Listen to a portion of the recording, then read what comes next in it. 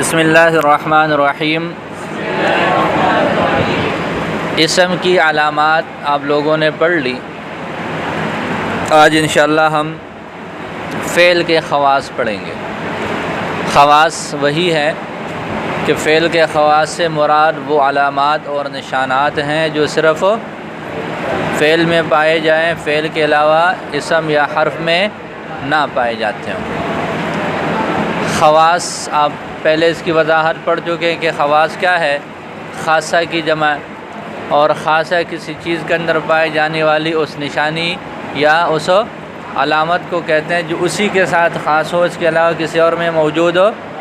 تو فعل کے خواص، فعل کے خواص سے مراد وہ نشانات ہیں، وہ علامات ہیں جو صرف فعل میں ہی پائے جائے، فعل کے علاوہ کسی اور میں نہ پائے جائے، اسم میں بھی نہ ہو، حرف میں بھی نہ۔ تو فعل کے خواص بہت آسان ہیں، فعل کے خواص بہت آسان ہیں جی۔ فعل کا پہلا خاصہ یہ ہے کہ اس کے شروع میں قد آتا ہے۔ لفظ قد کہاں پر استعمال ہوتا ہے؟ فعل کے ساتھ استعمال ہوتا ہے، جیسے قد افلح من تزکا،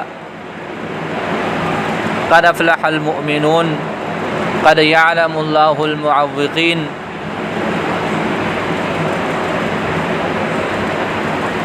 بہت ساری جگہوں پہ قد کا استعمال ہے قرآن پاک میں۔ تو قد افلح من تزکا، قد افلح المؤمنون وغیرہ، یہ سارے اس کی مثالیں بن جائیں گی۔ دوسرا علامت یہ ہے کہ فعل کے شروع میں سین آتا ہے، لفظ سین، جیسے اما یتساءلون عن النبأ العظیم کے بعد کیا پڑھتے ہو؟ بولو، اب یہ بھی یاد نہیں ہے؟ آگے ہاں، کلا سیعلمون ثم کلا سیعلمون، جیسے سیعلمون ثم کلا سیعلمون میں یعلمون پر سین داخل ہے، سمجھ آ رہی ہے؟ اسی طرح تیسری علامت یہ ہے کہ فعل کے شروع میں سوف آتا ہے، فعل کے شروع میں سوف کا لفظ آتا ہے، جیسے سوف کی مثال سورۃ التکاثر میں کلا سوف تعلمون ثم، ہاں تو یہ سوف کا لفظ وہاں پر دو افعال کے ساتھ آیا ہے۔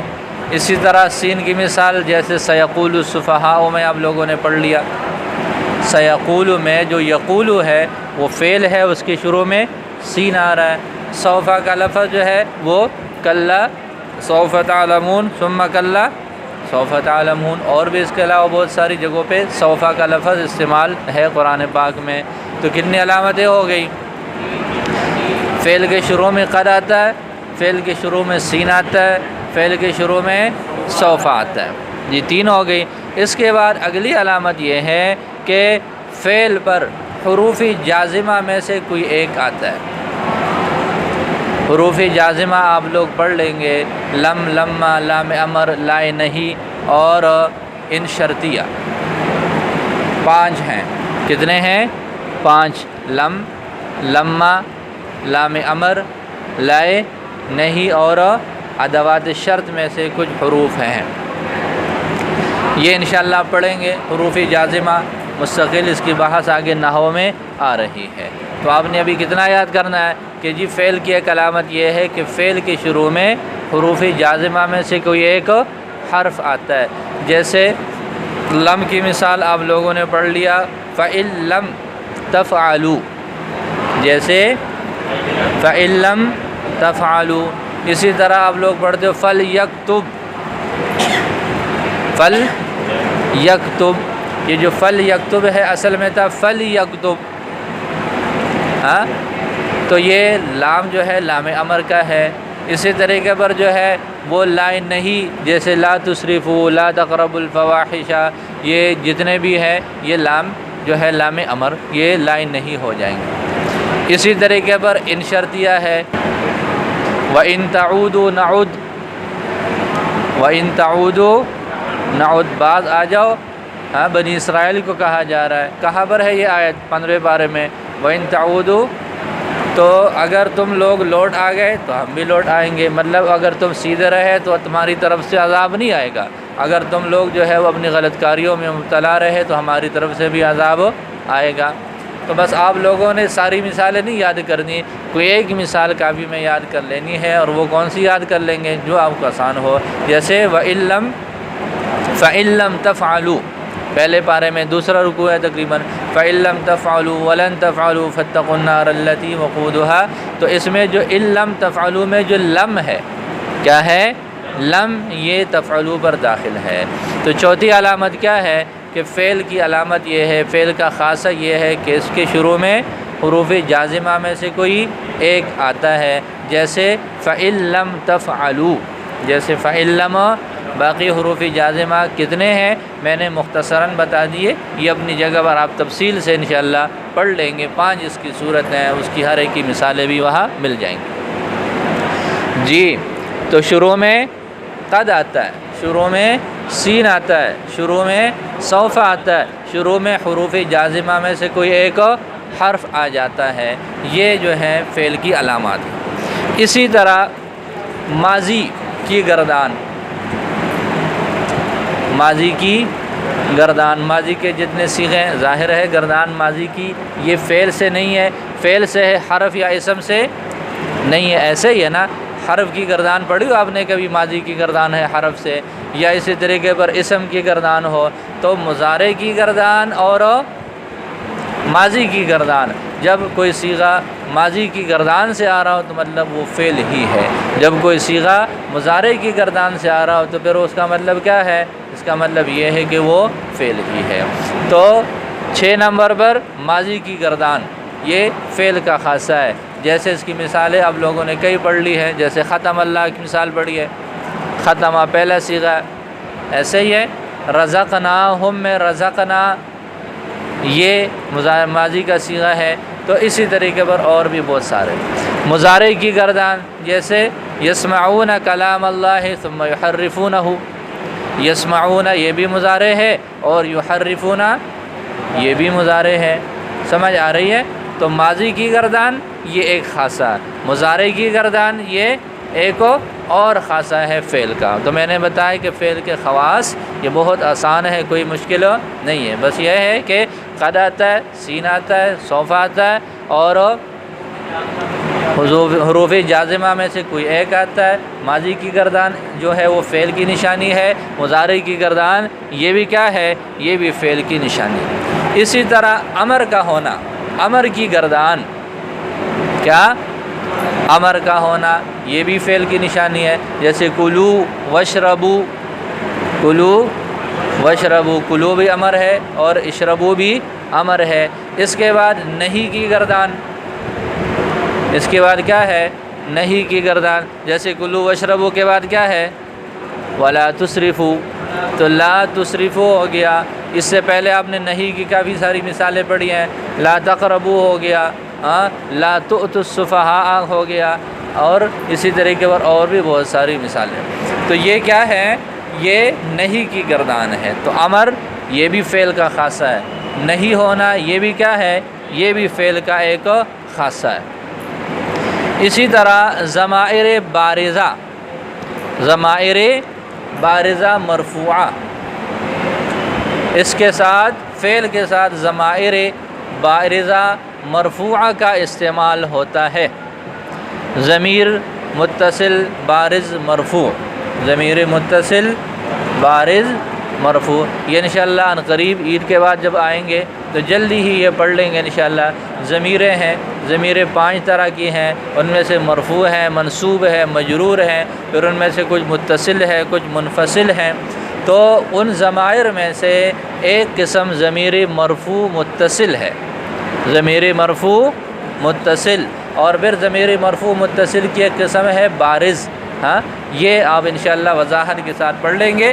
ابھی صرف آپ لوگ اتنا یاد کریں کہ فعل کے خواص میں سے ایک خاصہ یہ ہے کہ فعل کے ساتھ ضمیر مرفوع متصل بارز لگی ہوئی ہوتی ہے، ضمیر مرفوع متصل بارز، ضمیر مرفوع متصل بارز لگی ہوئی ہوتی ہے۔ جیسے آپ لوگوں نے اس کے جو ہے وہ سورہ بقرہ کے آغاز میں پڑھ لیا، رزقنا، انزلنا، انزلنا بھی ماضی کا صیغہ ہے، رزقنا بھی ماضی کا صیغہ ہے، اس کے ساتھ جو نون الفنا ضمیر ہے یہ ضمیر بارز جو ہے وہ مرفوع متصل ہے۔ اسی طریقے پر خلقنا کا لفظ آتا ہے، خلقنا کے ساتھ بھی نون الفنا ضمیر ہے، ہاں، اور خلقتو کا لفظ آتا ہے، کیا لفظ آتا ہے؟ خلقتو، تو یہ خلقتو کے اندر جو تا ہے یہ بھی ضمیر ہے۔ اسی طریقے پر اس کے علاوہ قلتا کا لفظ آتا ہے، انت قلتا، ہاں، تو قلتا کے اندر تائے مفتوحہ ضمیر ہے، یہ بھی یہی قسم ہے۔ قلتو کا لفظ آتا ہے، قل تم کا لفظ آتا ہے جو تم ضمیر ہے۔ آپ لوگوں نے گردان پڑھی ہے نا ماضی کی، یاد ہے، فعل، فعلا، فعلوا، فعلت، فعلتا، آگے کیا ہے؟ فعلنا، فعلتا، فعلتما، فعلتم، فعلتی، فعلتما، فعلتن، فعلتو، فعلنا۔ تو یہ جو آخر میں ماضی کے ساتھ تا، تما، تم، تی، تما، تننا، تو اور نون الفنا، یہ ساری جو ضمائر ہیں، ضمیریں ہیں، یہ ضمیر مرفوع متصل ہے۔ اب ماضی کے یہ والے صیغے جہاں پر بھی قرآن میں استعمال ہوئے ہیں تو یہ ایسے صیغے ہیں کہ جن کے ساتھ ضمیر مرفوع متصل بارز جو ہے وہ لگی ہوئی ہے۔ میں نے بتایا ضمیر کس کو بولتے ہیں، متصل کس کو بولتے ہیں، بارز کس کو بولتے ہیں، یہ ابھی آپ لوگوں کو نہیں پتہ، یہ ابھی آپ لوگوں کو نہیں پتہ، اس کا پتہ چلے گا کچھ دیر۔ تو امر ہونا یہ بھی فعل کی نشانی، نہیں ہونا یہ بھی فعل کی نشانی۔ اسی طریقے پر فعل کے ساتھ جب ضمیری مرفوع متصل بارز ہو تو وہ بھی کہاں پر ہوگی؟ وہ بھی فعل کے ساتھ ہونی ہے، کسی اور چیز کے ساتھ نہیں ہوگی۔ اسی طریقے پر تائے تانیث ساکنہ، تائے تانیث ساکنہ، آپ فعل کی گردان پڑھتے ہیں ماضی کی تو کیا پڑھتے ہیں؟ فعل، فعلا، فعلو، آگے کیا پڑھتے ہیں؟ فعلت۔ تو فعلت کے ساتھ جو تا لگی ہوئی ہے اس تا کا نام کیا ہے؟ تائے تانیث ساکنہ۔ کیا نام ہے اس تا کا؟ تائے تانیث ساکنہ۔ تائے تانیث ساکنہ کا مطلب یہ ہے کہ مؤنث کی تا۔ فعلت کون سا صیغہ ہے؟ واحد مؤنث کا صیغہ ہے، ایسے ہی ہے۔ تو یہ جو تا ہے یہ تا مؤنث کے لیے بطور علامت کے ہے، اور پھر اس کے اوپر سکون ہے، نہ زبر ہے، نہ زیر ہے، نہ پیش ہے، تو اس کا نام کیا ہو گیا؟ تائے تانیث، ہاں، ساکنہ۔ تائے تانیث ایسی تا جو کہ مؤنث بنانے کے لیے مؤنث کی علامت ہے اور ساکنہ ہے، تو یہ بھی فعل کے ساتھ استعمال ہوتا ہے، یہ بھی فعل کے ساتھ استعمال ہوتا ہے۔ کتنی علامتیں ہو گئی؟